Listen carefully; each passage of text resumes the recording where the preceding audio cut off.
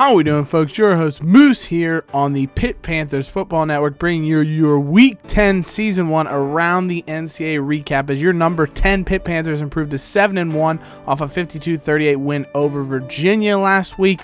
The remaining games in the ACC saw Syracuse beat Wake Forest in ACC action. NC State upset North Carolina in a big rivalry game, 35-21. Louisville obliterated Duke 45-16 behind 4 touchdowns from Lamar Jackson. Washington continued their undefeated run with another blowout over Boston College 44-17. Virginia Tech 24-0 over UAB, and Miami 24-17 in overtime, coming from behind with 24 unanswered points in the second half and winning on a 3-yard touchdown pass in overtime to stay unbeaten. So what a game there.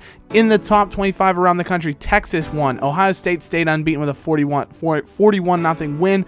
Michigan State 37-16 falls to Michigan. Wisconsin stays unbeaten with a tight 17-13 win over Iowa. Houston remains unbeaten, 27-10 over Tulane. TCU beats West Virginia. Navy stays unbeaten as well. 17 unanswered points in the second half, including 2 touchdowns in the final 3 minutes of the fourth quarter to beat Notre Dame, who drops to 5-5 while Navy stays unbeaten, which is unbelievable. So Navy still unbeaten. Georgia beats Florida in our game of the week, 21-16. Penn State 38-17 over Rutgers. Alabama wins. UCLA wins. Tennessee finally gets back on track with a win over Missouri. So those were all the games around the top 25. And because of those performances, Miami of Ohio saw Heath Harding win Defensive Player of the Week with 2 picks and a forced fumble. Saquon Barkley in the 38-17 win over Rutgers for Penn State. 172 yards on the ground, 10 receptions for 78 yards, and 4 touchdowns overall. So an absolutely massive performance out of the backfield for him to win NCAA Player of the Week honors. In the ACC, Lamar Jackson, 250 yards passing, 91, rushing, 4 total touchdowns. Wayne Morgan, 3 interceptions for Syracuse in their win against Wake Forest are your Players of the Week. With those developments, now take a look at the Heisman Watch here presented by Nissan. JT Barrett, top of the table now after a 4-touchdown performance in the win against Purdue. Jumps past Deshaun Watson, who had a bye week. Greg Ward Jr. up to 3rd. Joe Mixon and DeAndre Francois round out our top 5 contenders for the Heisman this year. We also get a look finally at some of our, short list for some of our awards. You can see 5 Pitt defensive players nominated for the Bednarik, which goes to best defensive player in that regard. 3 Pitt defenders for the Nagurski, which is front 7, which is phenomenal to see. We're going to focus. You can pause if you want to see different players from different schools, stats and things as I go through. James Conner potentially could win the Doak Walker Award for best running back. Scott Orndorff in for the Mackey Award for best tight end. Biznawani potentially in for the Outland best lineman. We can see defensive lineman Juan Price and Rory Blair both in contention for that. Linebacker Galambos and Caprera, Terrace Webb, Avonte Max, and DeMar Hamlin, freshman, all in for best defensive back.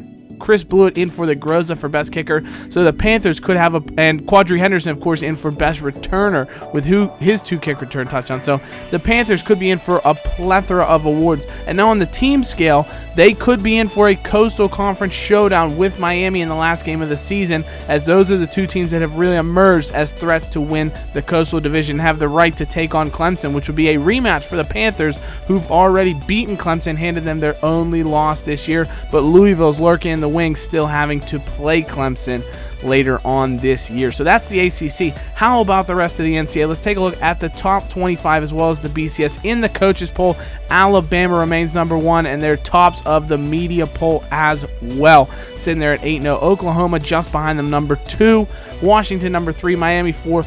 The top 8 stayed exactly as they were. Navy jumps 4 spots up to number 9, mainly because they're still undefeated, so they get into the top 10 by virtue of that. LSU then drops down a position, as does Pitt. So we go from number 10 to number 11 in spite of the win against UVA. So the Panthers have dropped to number 11 in the polls.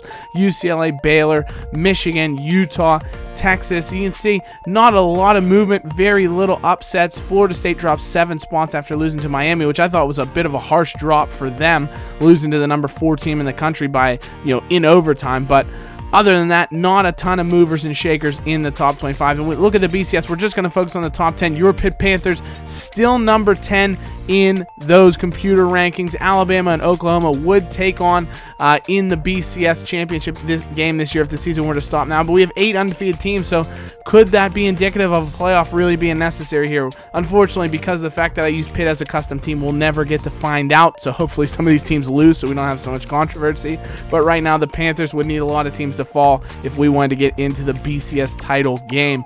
And some big games that could shake things up. Number 13, Baylor's hosting number 2, Oklahoma. Herbstreit does predict the Sooners to come away with the win, but I believe Baker Mayfield is still injured, so that could be something that really hurts the Sooners in this big matchup. And Louisville-Clemson, the big matchup we were talking about here. Clemson and Louisville showing down for the ACC Atlantic Division crown really here, and Herbstreit has Clemson in Death Valley coming away with the win, but it'll definitely be a huge game to watch for with how well Louisville's been playing lately. Other game of the week showdown here, LSU heading into Tuscaloosa to take on Alabama, 8-1 versus 8-0. If LSU wins, they could stake their claim with a few more other teams losing to get in national title hopes. Bama wants to stay undefeated and retain their crown. Herbstreit sees them doing that. Before we get into the preview of your Pitt Panthers this week, we will do a Pitt recruiting update. One recruit came in after the win over Virginia, was able to commit, and he was an offensive lineman from West Mifflin, Pennsylvania. We'll take a look at him in just a second. His name is Robert Brown. And the big thing about this guy, he's only a 3-star, 60 overall, not a great player, but the big thing with the Panthers, I need to bring them in. When I created this roster for the Panthers, unfortunately, I didn't use the Pittsburgh roster template that was already in there that would have given me a big plethora of PA, Florida, exactly like the Pitt roster really has guys. I picked the run, solid running team, whatever template that was, and I got like 23 guys from Wisconsin and random places like that. So I want to recruit a lot of PA guys, Florida guys, New Jersey, Ohio, things that the Pitt Panthers have in real life. So Robert Brown, not a great prospect, but one I wanted to bring in to get my numbers up to help bring Pennsylvania back to a pipeline state for me. He's an okay player, C's kind of all across the board, so we'll see what he can do. Narduzzi's happy we brought him in. Pitt is it. Hashtag hail to Pitt. Pat's signal is out, so we'll see what he can become in the future. But in the here and now, the Panthers, your Pitt Panthers, number 11 in the country, will be taking on Georgia Tech next week at home at Heinz Field as we come back into friendly confines here. And it's one that looks on paper to be a very winnable game for the Panthers. Georgia Tech run that triple option, 270 yards per game on the ground, but the Panthers have been one of the best rush defenses in the country, so if they can keep that up, that will be huge for them and look to take advantage of a very solid but not overwhelming Georgia Tech defense that should struggle against this really dual threat, high-scoring Panthers offense. We look at how Georgia Tech's done this year. They've lost to an FCS squad already.